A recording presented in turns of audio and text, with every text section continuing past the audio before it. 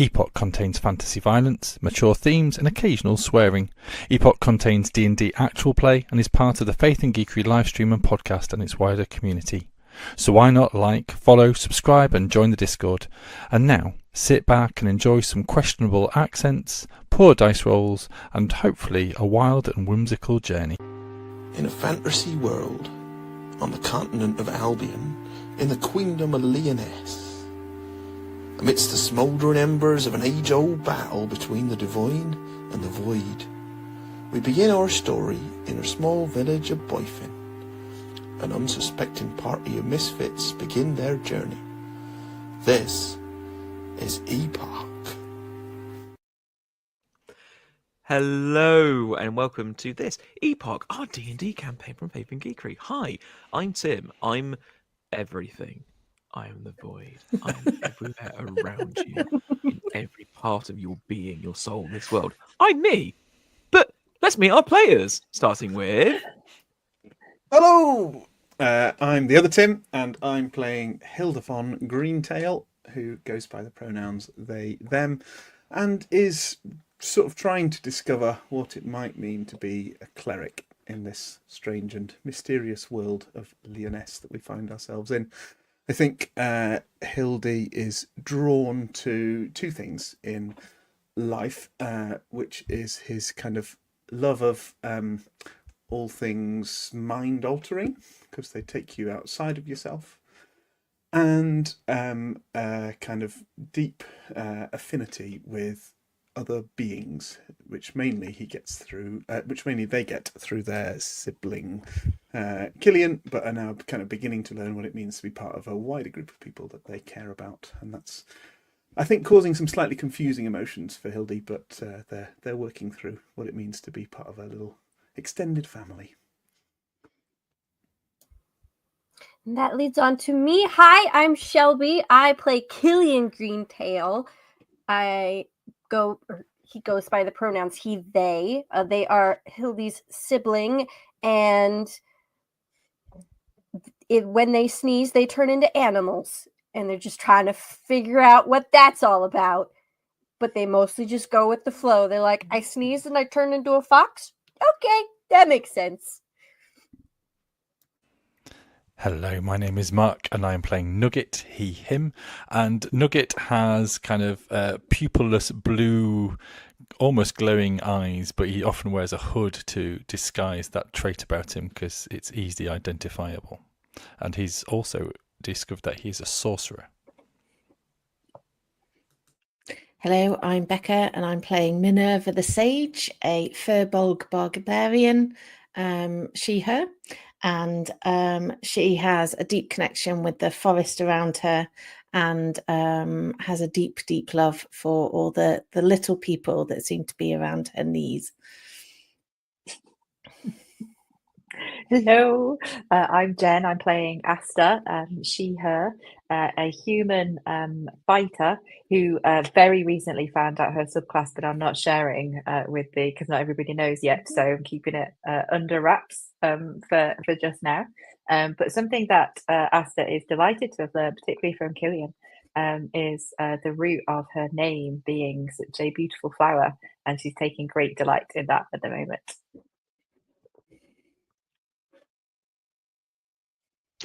My turn. Woohoo! No, I am Brandon. I am playing Kargoth, a orc ranger, and nothing special. And he's got a bag of rotting meat pies that he needs to get rid of. Oh, those meat pies. That genuinely had someone come up to me and have spun an entire theory around the meat pies. After from the at this point 2 episodes that have gone live to the public. Yeah, They've got a full theory about the meat pies themselves. So shout out to you, the person that's got that theory. The meat pies are still there. We'll find out what they mean. Anyway, who would like to get a D6 for giving us a recap of the last session? Oh, I guess I can. Not sure how good a D6 this session will do, but it does roll over, doesn't it? So that'll be... Yes, you can roll over and bank them. Jolly good.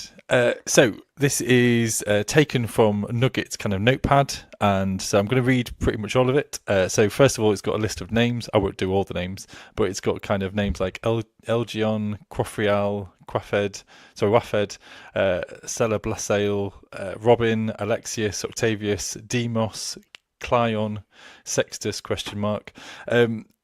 And then he says this: names are interesting things. Some define us, some elude us. The Whispering Wolf people met us, knew our names even before we knew theirs. Aster and I stayed for hospitality and and the rest walked into a tree. Yes, walked in to a tree. How bizarre.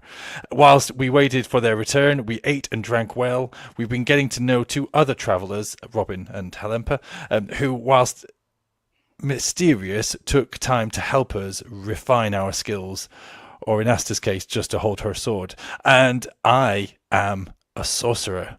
But what name goes with sorcerer? And continues to write different names around in his pages. I love it. That was great. That is definitely worth a D6. That's nice.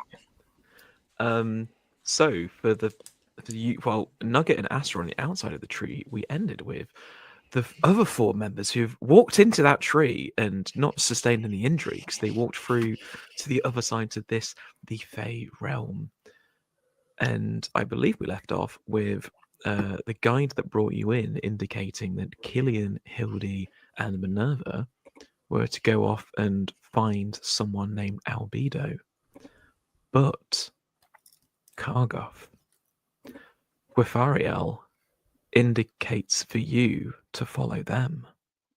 Do you follow? Can I do a roll on that? No, I'm kidding. yeah, I will follow, although I'm very suspicious of this.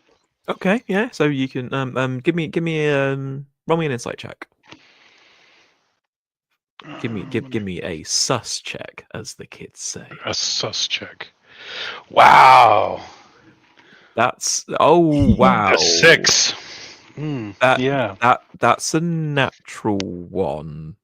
Yeah. Plus, yeah. Okay. 5. Yeah. Okay. Nothing wrong here. In fact, you can kind of hear, like, from the etherealness around you, just like the whispers of "Don't be suspicious. Don't be suspicious. Don't be suspicious. Don't be suspicious." It's their clapping about "Don't be suspicious." It's just me,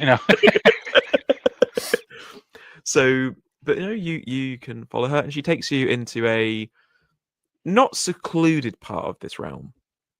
But you walk through grass that comes up to about your waist, and you're trodding an actual footpath that's a well-trod footpath with grass up to your waist either side. You see around you various beings in the middle of this grass with sickles cutting it down and tying it off. You see trees in the distance, like 1 or 2, then suddenly forming groves and forests. This isn't Elysium, is it? No. Never. It's starting to sound like it. And as you go on, she eventually leads. You start seeing small flowers, which look like closed up like tulip bulbs with some extra vines growing over them, and they are slowly pulsing and glowing a faint blue color as you pass them. Would it be possible to maybe pick one to give to Hildy later to check out?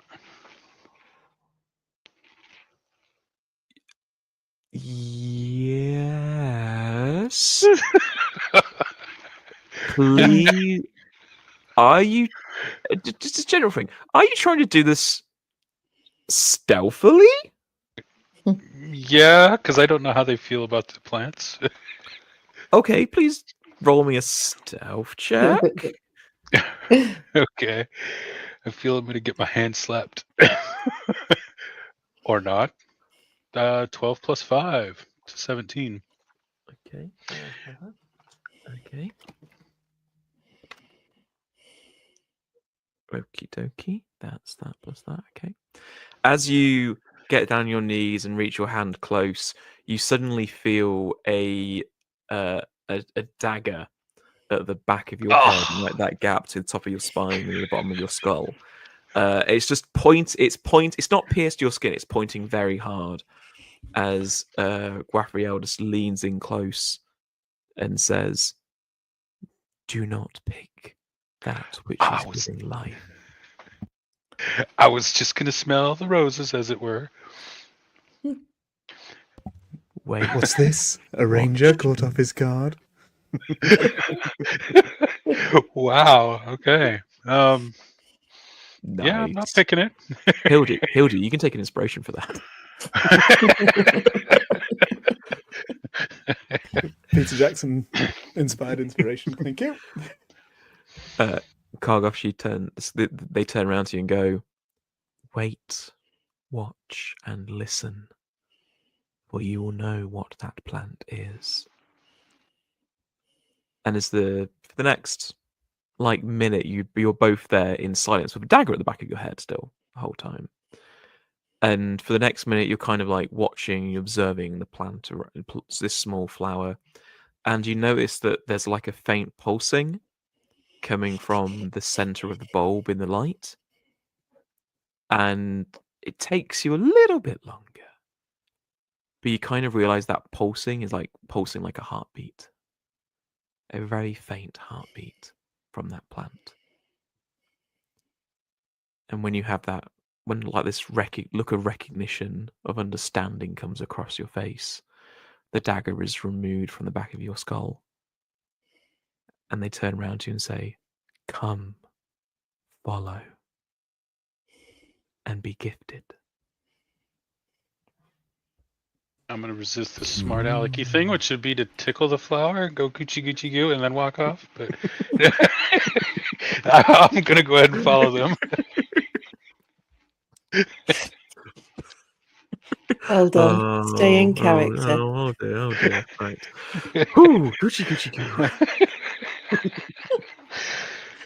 As you follow Guaphriel down this path, you lead into a more secluded grove with trees all around you, and you see within the shade of the trees around you, even though their leaves are slightly glowing, you do see smaller bulbs of these plants all around you.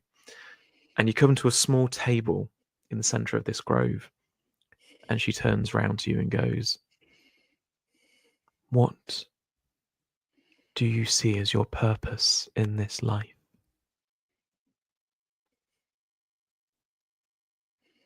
Oh, deep questions. Not sure I'm ready for those. Purpose is to find family, or find my family, to protect my family. And that would be more than just, mother, father, children. That would be the people I commune with or live with. The party that I came with, that would be my family, my tribe. Excellent. Tell me, where do you feel these gifts you have come from?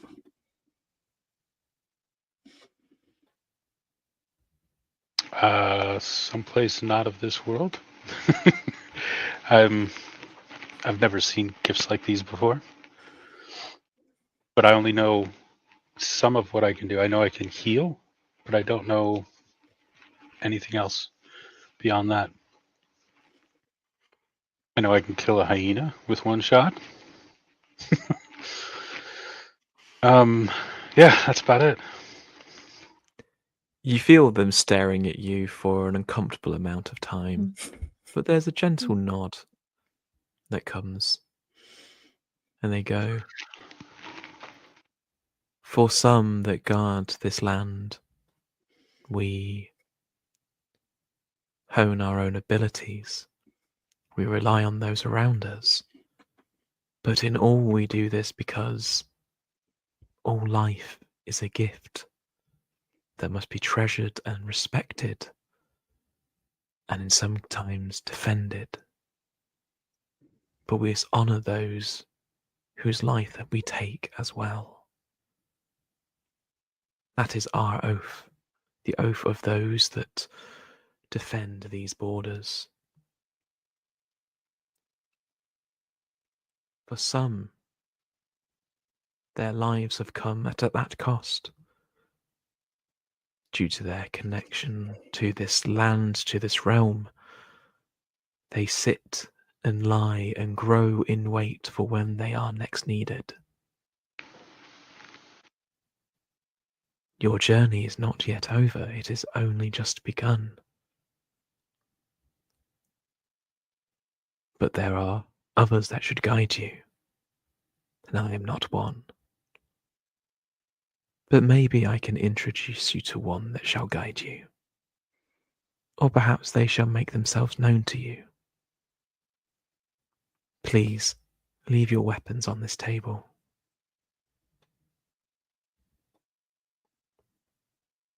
You are quite safe. That's what the last person said. No. All right. I will remove my weapons slowly and hesitantly and place them on the table.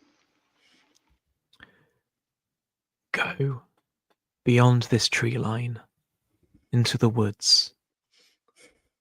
Be guided by your thoughts, be guided by your heart. And you will find your guide, the kindred one. I shall await here when you return.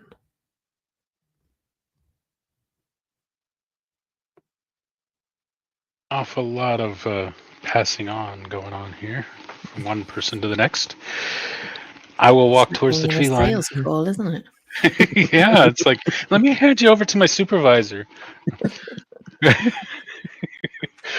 I will head towards the tree line and see what's there. Okay, as you head into the tree line, can you give me a perception check, please? I'm so afraid to. Oh, geez. A 9. Okay. As you walk through the tree line and go further into the wood, you lose your footing a little bit. You know, it's fairly dark in here, and there are big tree roots. But you're also kind of like semi-distracted by the faint lights of those bulbs that are growing around. And for a second, you look at some of the bulbs and you swear you see the outlines of people, of beings. But when you stare at them, they disappear. It's like you can only really see them at the peripheral of your vision. Please, can you give me a wisdom saving throw, please?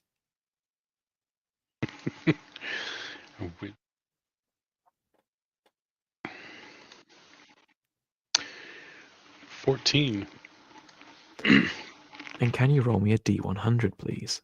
Ah, no.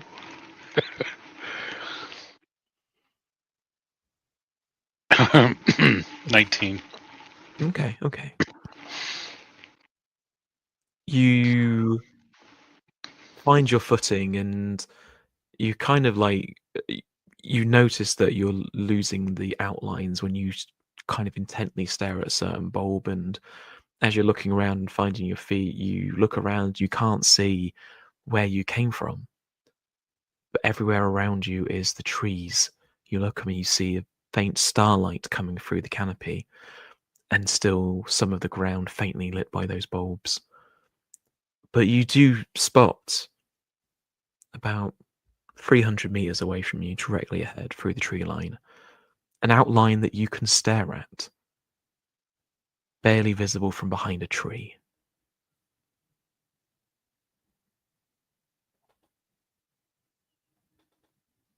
Okay. So basically, it's the only thing that stays in focus. Yes. Okay. All right. I am going to head towards it. Yeah, I'm going to head towards it. I might bump into a bulb or two.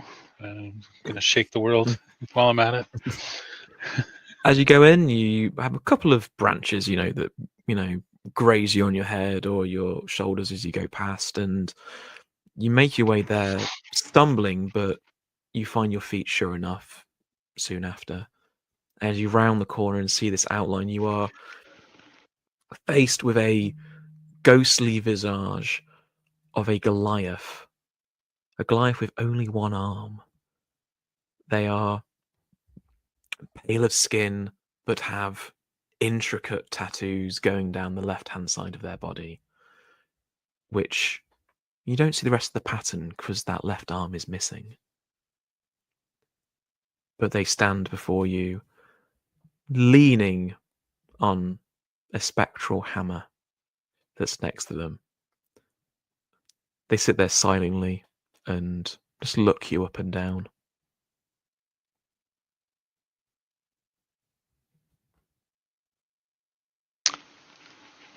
I don't. Okay. I am going to keep walking past them, but I'm going to kind of keep an eye over my shoulder. Maybe I can go towards their weak side, with the missing arm. If I head around that side, Okay. As you move around to go around to their weak side, you notice that they are intently staring at you, unblinking. And as you go around to their weak side, you notice them like spectrally spit. They get a proper like onto the ground, all silently, as they just stare at you with a slight smirk on their face. I'm not liking where this is going. Do any of you guys know which way I'm supposed to go, or do I just keep wandering around like a doofus? As this spectral being is staring at you, they just do the nod of "come towards me." Oh, great! I get to be taught by one-armed crazy guys. Woohoo! I say that inwardly, not outwardly. I would hate to get smashed by a hammer this early. I'm going to walk towards them very cautiously. Although, really, what do I got to lose at this point? I'm either dead or I'm dead. Yeah. As you come up to them, like what is your stance? What are you feeling as you like face up to them? Imagine like boxer to boxer kind of. Well, what I'm feeling inside is there was a mistake to probably leave the other two and follow this one person. But otherwise, I'm going to try to put up a brave enough front, even though they could probably just go like this and knock me across whatever field I'm on. Yeah, I'm going to try to be brave. We'll see how long that lasts. They look you over and they kind of stand up a bit straighter, a bit taller, not leaning on their hammer anymore. And they put their right arm on your left-hand shoulder, grip it tight, come down to your eye level slightly, and just do a massive grin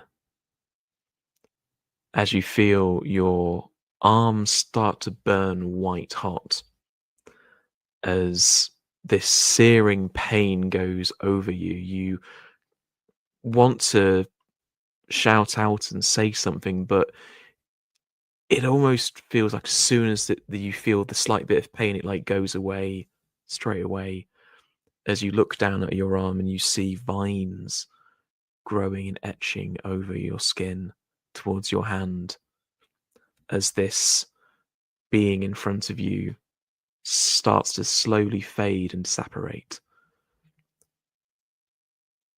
And then they are gone, and you are left with a handprint which goes down into a cascade of vines down your arm. I thought this was going another direction for a second. That's how they lost their arm. It's the shoulder shake and then the arm's gone. I am going to breathe just a little bit because part of me, yes, was thinking I was losing an arm. Mm-hmm. The other part of me is going to inspect whatever they've done to it. I'm going to, lift my arm and, just try to figure out what's just been done because this is confusing. Give me a nature check, please. A what check? A nature check, please. Nature check. Oh, 14. As you move your hand around and try to work out what's done, you feel something slightly different. Like you feel a bit more in tune with the place around you in the realm that you are in. And as you move your hands and think about the being that was just in front of you, you summon your beast companion. I get to choose what that You is, do right? get to choose. Yes, because it's... What form would you like your beast companion to take? a hyena, to look like the one that I had killed at the beginning with the one shot. A second life, as it were. As you see this hyena, it is that hyena that you remember shooting at like only a few days ago, but it is bulkier, more muscular, and it is missing its left hind leg, and in its place is a more spectral leg that comes down, and it is hairless. Not as cute as I remember. But you see patterns of leaves and vines going all over its body. It looks at you and it has a toothy grin on its face. Of course he does. He's about to laugh. I've got a second life. No. All right. Now I just got to name him. That'll come in time. I'm going to offer him a meat pie. I got to offload these quick. How would you offer this meat pie to your beast companion? I'm going to use my left arm hand because it's special. I'm going to hand it out to him. It lumbers over to you, looks at your hand, looks up, and slowly eats the pie in one gulp. All right. Without taking any of your fingers off. It's a good dog. Good dog. I'm going to reach out and pet the hyena. As you pet your beast companion, it gently rubs its head against your chest and then gets up and starts making its way in a certain direction. It turns and looks at you, and its head does the same movement that spirit did before, saying, "Come with me." Okay, I'm more likely to follow him than the giant, ethereal, spitting, one-armed bandits. So I will follow. As you follow, it takes you through this forest, through these trees, back to that grove and that table and Guathriel waiting for you.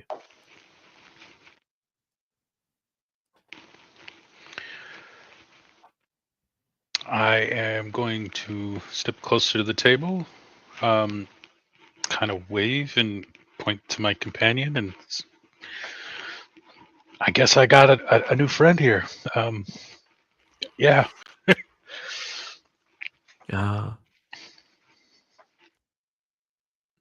You see them chuckle slightly.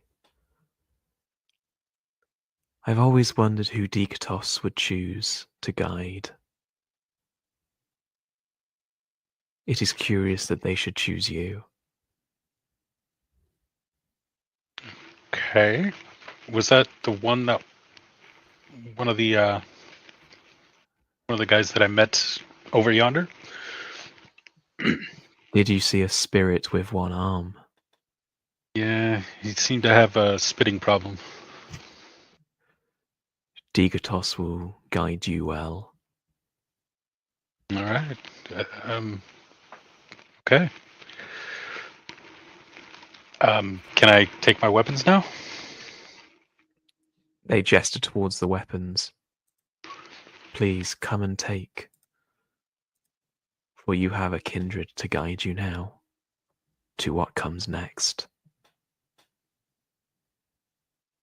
Okay, I will grab my weapons and put them on. And off we go. As you turn to leave with your beast companion alongside you, let's go over to your other companions of Hildy, Killian, and Minerva. The strangest trio of walking companions. I I wouldn't say that's strange. That's strange. It's a bit the of height visual difference. The visual look I've got in my head is like Like a 7 foot with the like Minerva in the middle, holding Hildy and Killian's hands either side, and them slightly hanging Should in we the skip? air. I don't know how to skip. It's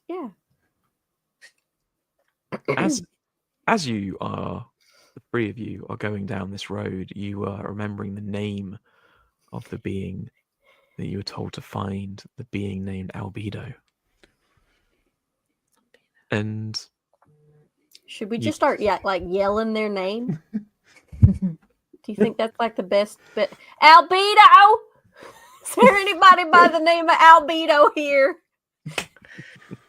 We don't know if yelling is quite how people behave in these woods. Well, I don't know. My dear sibling. I haven't heard any yelling since we arrived. Well, they just don't know how to party. That's It's all. all very like. Well, yeah. If we whisper, how they going to hear us? That is a good question. Okay, we'll figure it out. We're still jogging to keep up with Minerva. I'm still walking zigzag. Oh yeah, that's right. I can't walk a straight line. For every step I take, you have to spend about 6 hours catching up. Yeah, I got little legs. Your tiny little legs. Like maybe if I sneeze and turn into something that's like faster walking. I'm walking so slow you can barely see me. Why don't we just be on your shoulders, Minerva? Is it not That time worked to out Merry and Pippin this tree beard? Yeah. I think so. Yeah, let us just climb up on you. Yeah, I'll if Minerva is game, I will allow it to be done with no check. Come on, halflings. You can sit on my satchel. Oh yay! We got to get you those little bags on either side Yeah. of your hip that we can just sit comfortable like. You just sit on those, like little, what are they called? Halfling holster. Sit on my halfling holsters. Oh, this is great. I regret having that mental image now. I don't. It's perfect. I don't. I'm very happy here. It's much easier on my legs. Thanks, Minerva. You're welcome. As you walk down this path, you come to a crossroads. Oh shoot! In one direction, you see fields, open grassland, plains. Mm-hmm. From a distance, looks like it's reflecting the stars in the sky above you. Okay.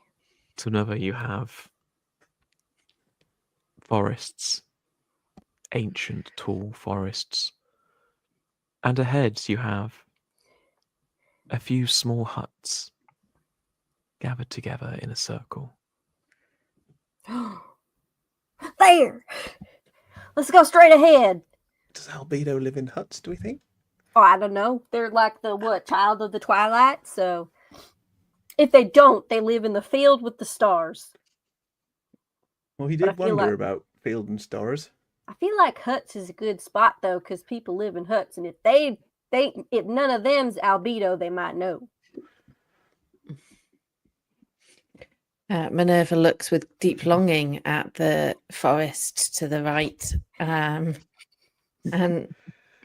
like the horse and Beauty and the Beast when it's trying to decide not to go down the miserable-looking path.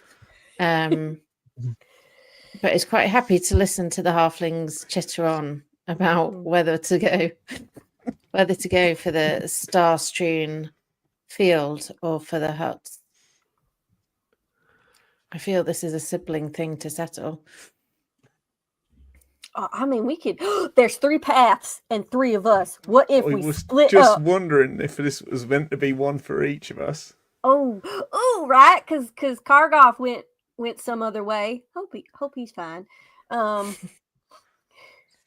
We didn't hear any screaming. I think it's really funny that we all 3 had different ways we wanted to go in the first place. Like it was never a question. Like I want the huts, you want the field. What if we're switched though? What if we choose wrong? Oh no. I don't like this. Should we just all go in one place together and then we'll just hit each spot? Yes. Okay. I mean, we're attached to the you. huts. So Yeah, really, I'll walk us to the huts. Okay. As you go towards the huts, you hear a faint bit of music from some of the huts. Very faint, melodic, almost like it's very good background music on a video game. That kind of ambient sounds. Like we're Volume. about to hit the boss? No, ambient sounds volume 1, the walking music. Okay. Not boss battle music. That comes later. Much later. As you approach, you see that all these huts, there's a couple of really, like, one of these huts is kind of like a complex, where it's like you look in and there's lots of little tiny huts on the inside of this one big hut. And there's one hut that's quite a lot taller and one that's quite a lot shorter. And there's one hut that looks like it's got multiple extensions built onto the roof all around. And as you approach, you see a tiny figure with massive teeth and bulging eyes pop Okay, its but head like out. how tiny? Because we're tiny. 4 inches. That's tiny! Pop its head Even out and to us, goes. that's tiny. They pop their head out and see you all coming towards. They go,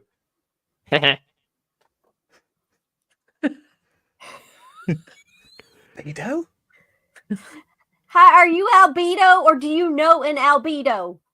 From another window, you see another head pop out, same vague appearance. Pop their head out and go. Oh. Oh, well, that's a bit annoying, isn't it? Oh, I think they're cute.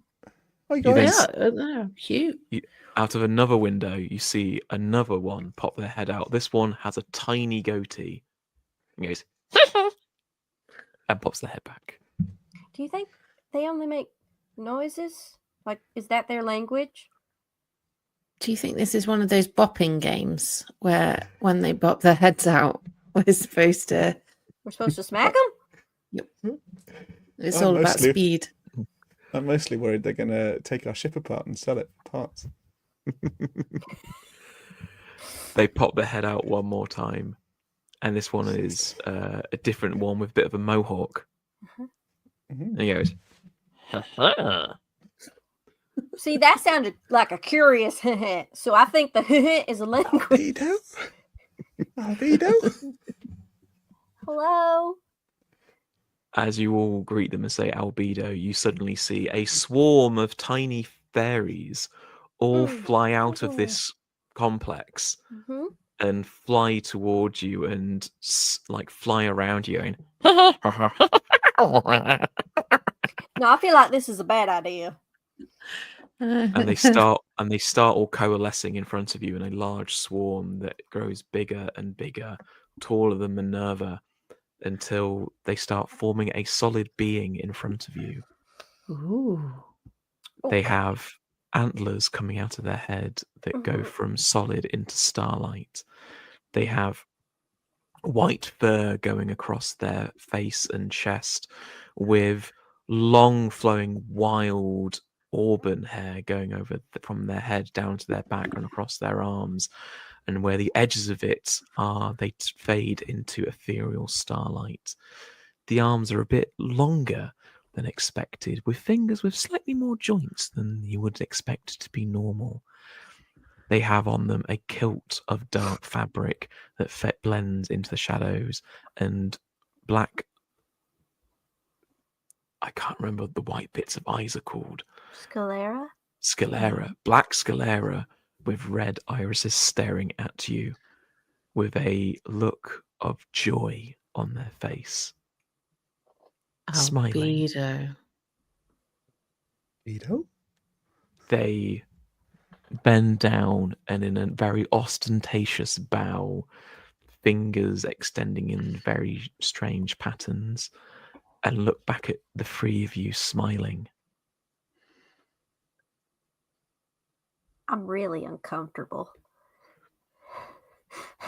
As you're looking at Albedo's face, the smile on their face, a warm, welcoming smile. In your head, you hear, "Welcome, Killian Greentail. I don't like that. Welcome, Hildefon Greentail.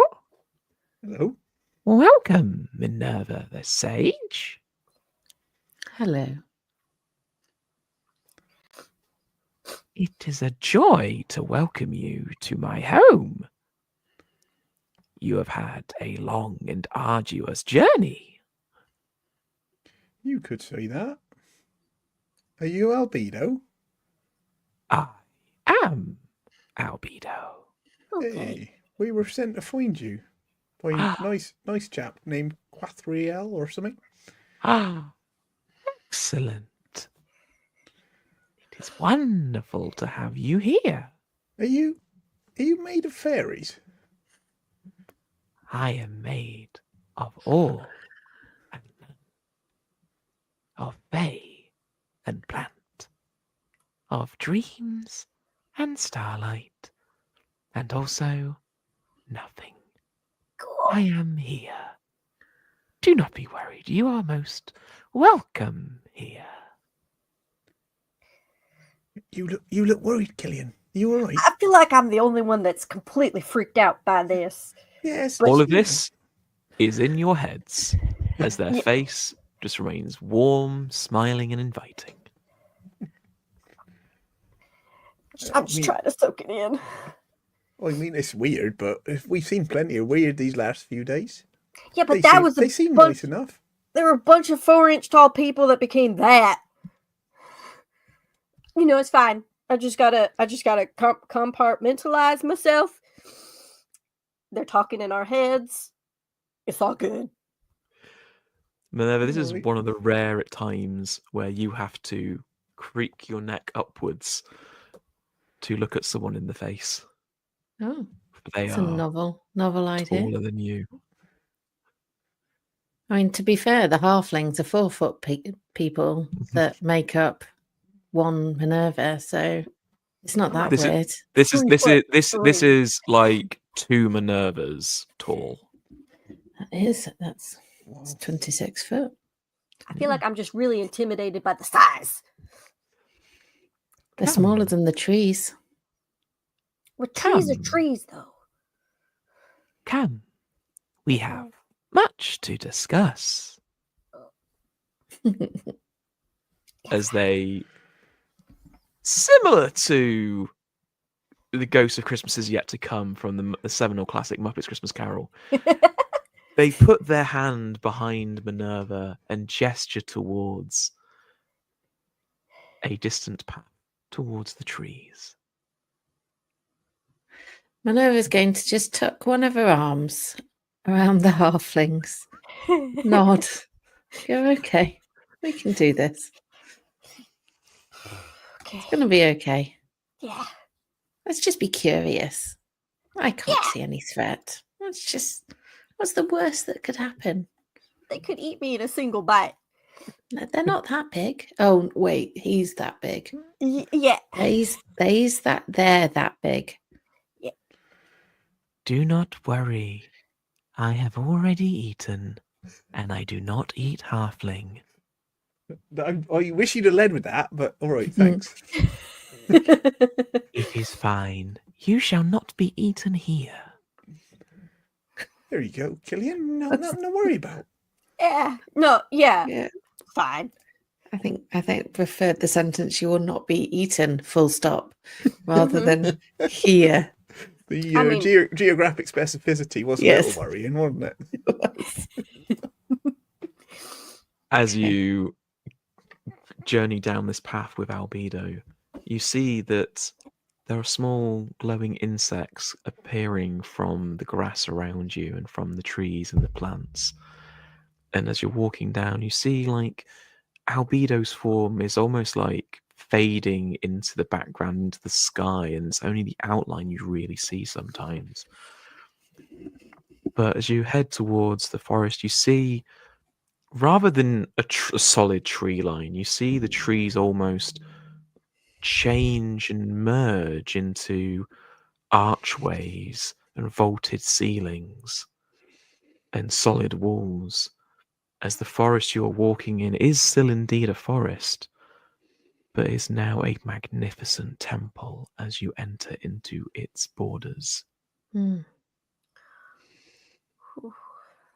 The ground around you is no longer rough treaded paths that have been trodden for years. It is vines interwoven and interweaving with the branches and the roots coming over into kind of like thatched flooring. It's comfortable to walk on, Minerva. Very comfortable. You see sconces floating in the air of faint starlight.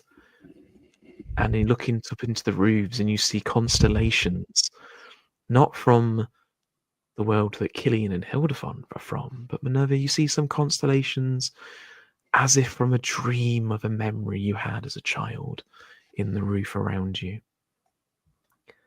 And as you keep walking into this sacred space, you come to the center to a very large pool full of lily pads in the center.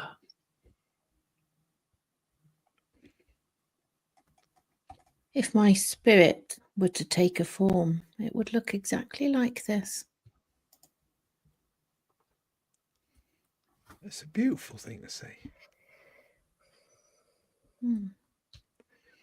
In the center of this sacred space where the pool is and the lily pads, you look up and the tree branches in the roof are twisting and turning and spiraling upwards into a small hole in the ceiling where there is just a half moon perfectly coming down and illuminating the pool before you. Did you build all this, Albedo?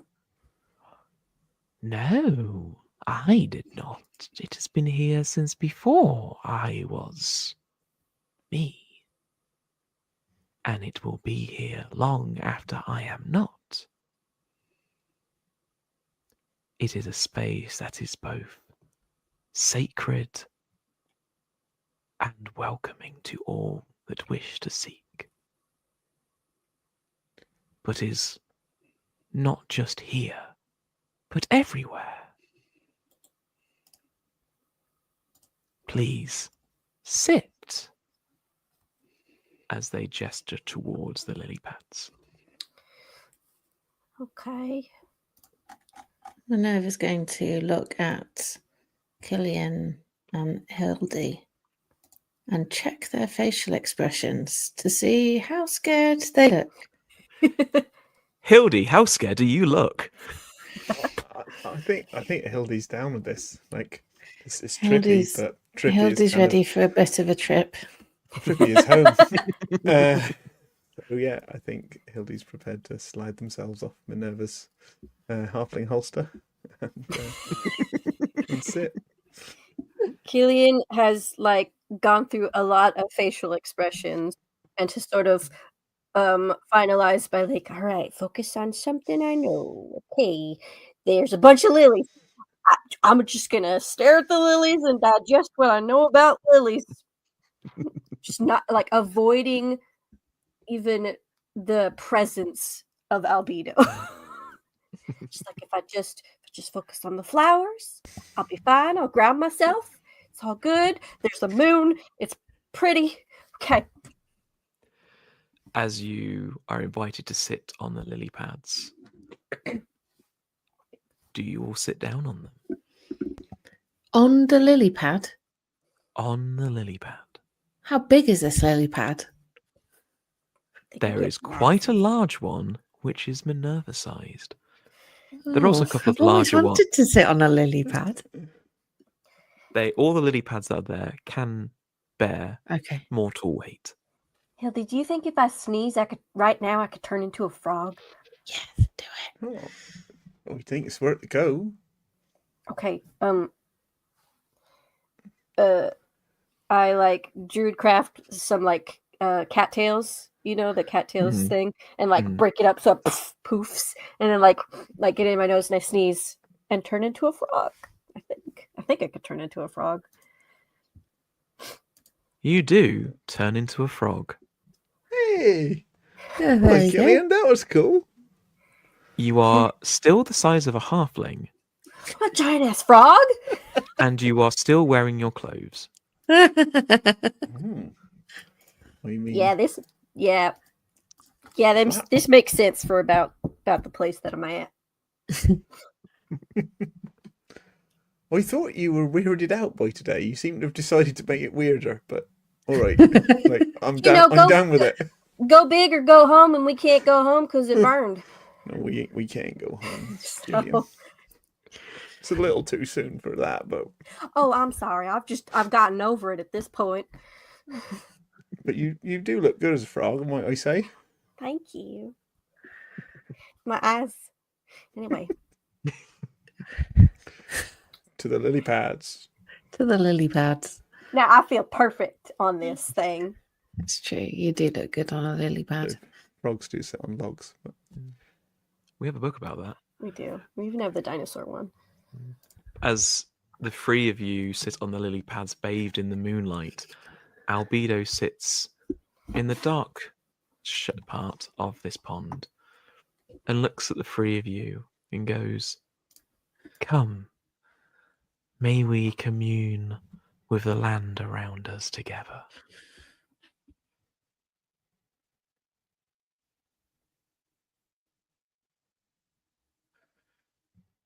Yes.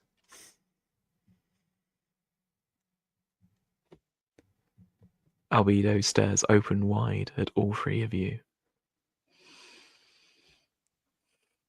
As each of you sit in that slightly awkward silence that you get from doing silent prayer. What's that like? Okay. As you're all staring into your eyes, you're staring into Albedo's eyes. You don't feel sleepy, but Minerva, as you blink, you are no longer in this pool. You are in the middle of daylight in a lush field with flowers all around you and trees encircling you. Not so close that it is cloying, but that this is a safe and welcome space. And you are staring directly at Albedo, who is there in this space with you. They are shorter now, your size, and have that still warm expression on your face.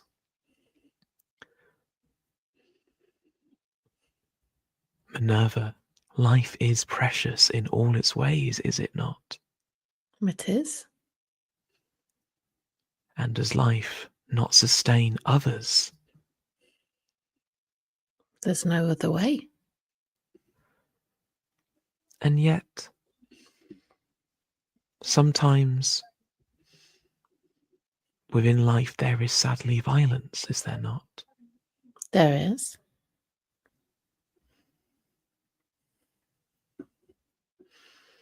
Would you defend those and sustain those whose life is precious? All life is precious, and always. And life is not just rooted in a single place, it is all around us. We are interconnected, are we not? Such as the divine made it, yes.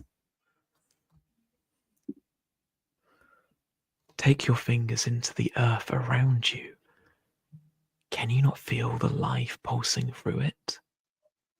As Albedo takes their fingers and drives it into the soft, warm dirt around them.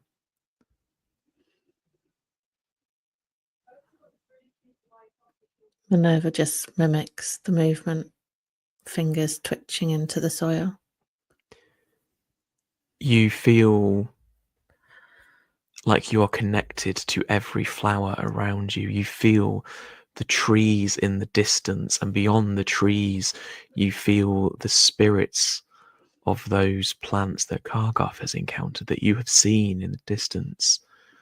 You see the plethora of people, too endless to count, all interconnected, all interwoven in this great tapestry of life. You feel the roots of the plants and the flowers growing around you and over you, not trapping you, but embracing you, welcoming you.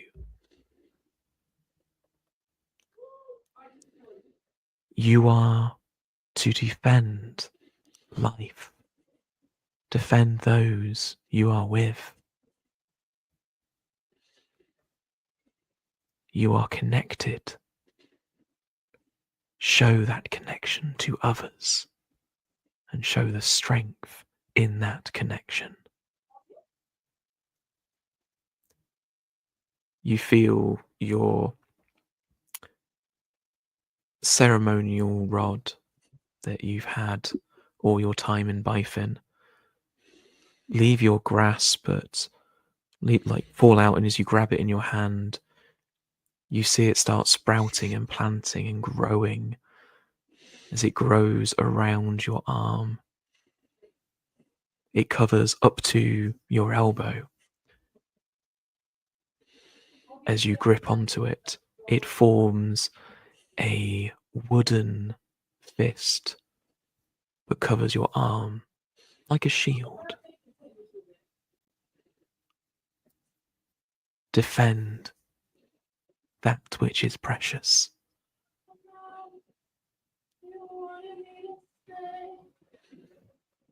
Who's singing in the background? Do you hear that?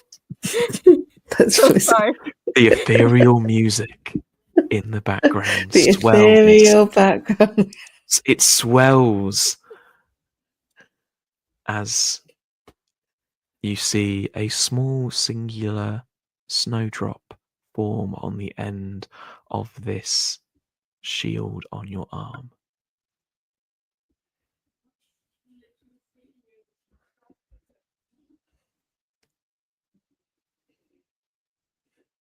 You then blink and you are back on that lily pad in the pond, and the shield is still around your arm. Hildefon, as you stare at Albedo, you too also blink, but you are now in darkness. Everywhere you look, as far as you can see, is nothing but darkness. You can see the lily pad you are on, and you can feel the sway of the pond and the water beneath you. And Albedo is in front of you. As they stare at you, as your eyes adjust, you see faint specks of starlight coming through the void around you.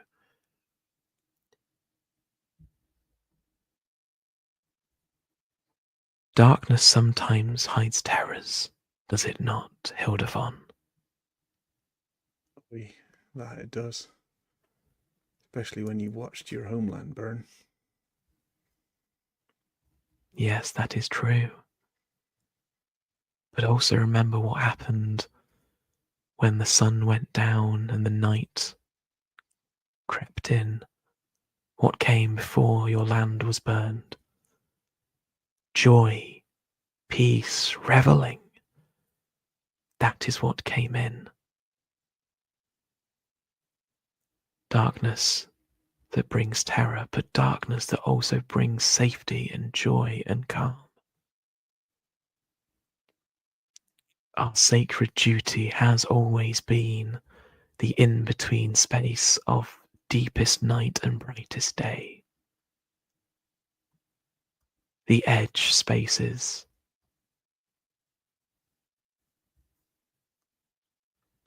Yeah, like liminality. We've been reading a bit about that. I like it. Keep reading.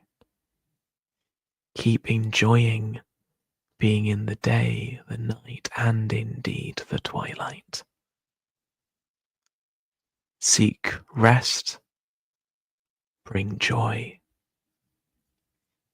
and protect those you are with in that darkness as well. As their hand reaches towards you and gently touches your chin, they stare at you and go, "See as we see." As you see more and more stars start clarifying and crystallizing around you, as all the different colors of night draw in and around this twilight space.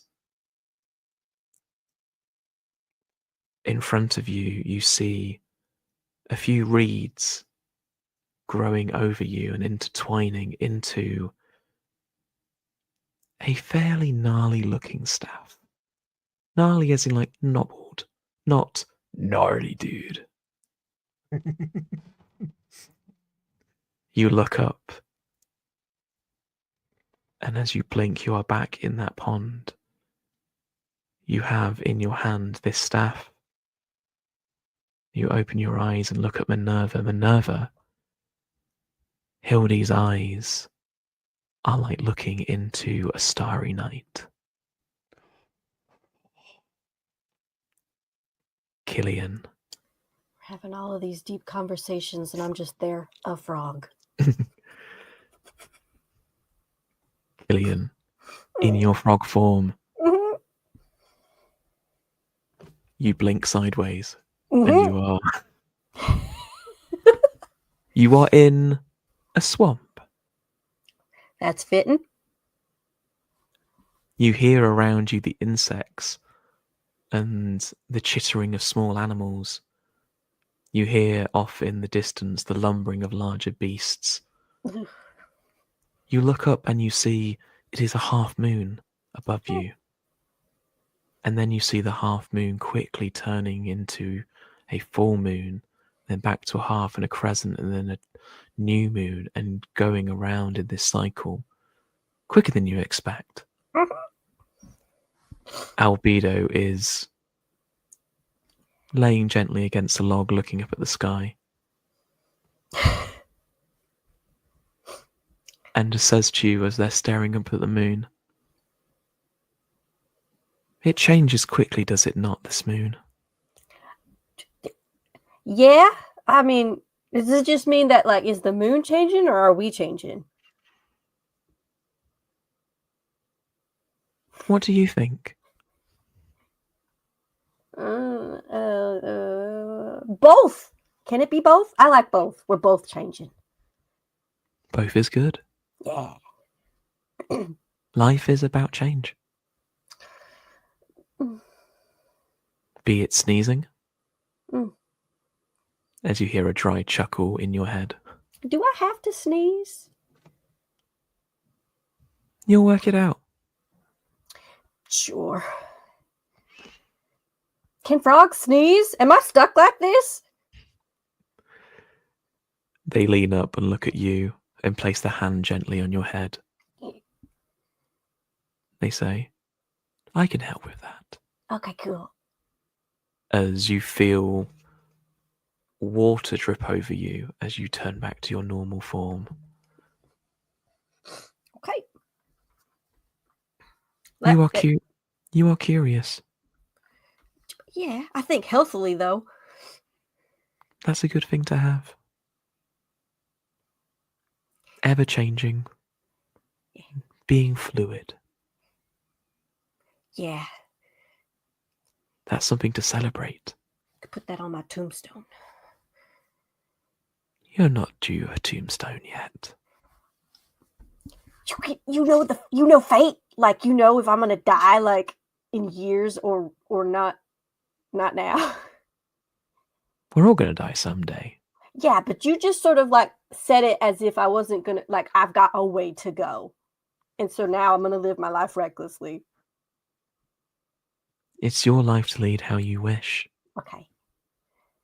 And I'm sure you will change your opinion in your direction many times. But that is life, and that is your choice. Be curious. Mm. Keep that for what comes next. See, like everything you say sounds ominous to me. It's a skill I've learned over many a year. Good. You are going to be fine. Do not worry. Okay. You know, when people say don't worry, that just makes me worry more. You got to come up with a different line for that. Like, I don't know what the line is. I'll figure it out. I'll come back and I'll tell you. I look forward to that day when it comes. Yeah. Until then, go forth. Be the curious change you wish to see. Be like the moon. Exactly. As their hand comes away, you feel a small flower growing above and around you, interweaving into your hair and going around your head. As a small diadem made of branches appears. All right. That's awesome. Excellent. Thank you for what I'll figure that out too. I gotta get a mirror. I gotta see it. Do I look good? Look down at the pond. And you Oh, shall that's see. right. I'm in a swamp. Okay, hold on. As you look down and look back up, you are back in the room with Hildy and Minerva. Oh. Hi, I'm not a frog anymore. They figured it out. I thought I was stuck. Albedo looks at the three of you with more warmth than before, if that was possible. You should go rejoin your friends. Yeah. You have your own journeys to go on, as a tribe, as a family. Hold these gifts, hold this learning, and teach others. We shall meet again. Someday. I'd like that. Okay. Yeah. I gotta come back. I gotta tell you a new phrase. Please do. Mm-hmm.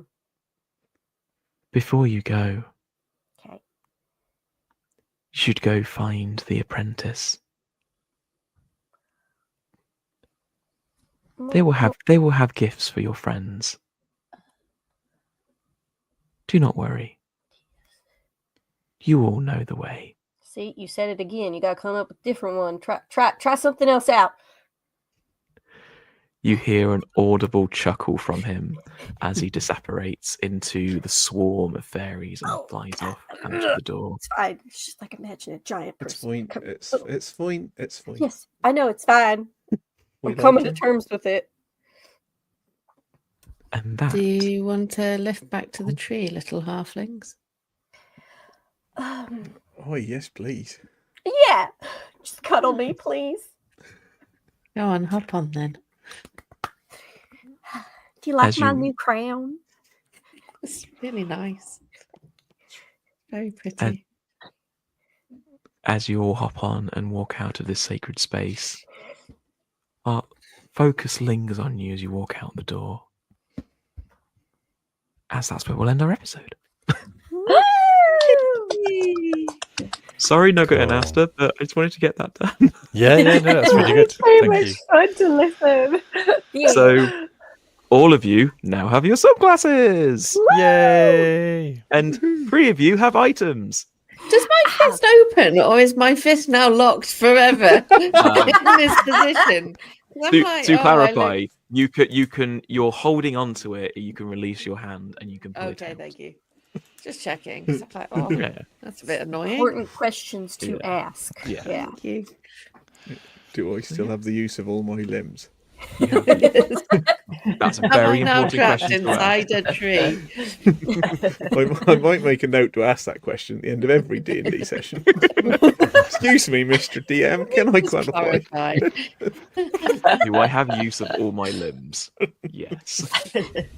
There'll be one session where I answer differently, and that's The when you'll ring be concerned. finger on your left hand is numb.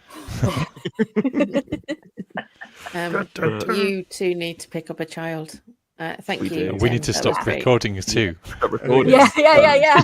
There we go. That is our session. Thank you for doing it, and we will see you next time just to finish off this final session of this leveling up arc. Woo! Yay! Our event is next. Bye-bye. Bye.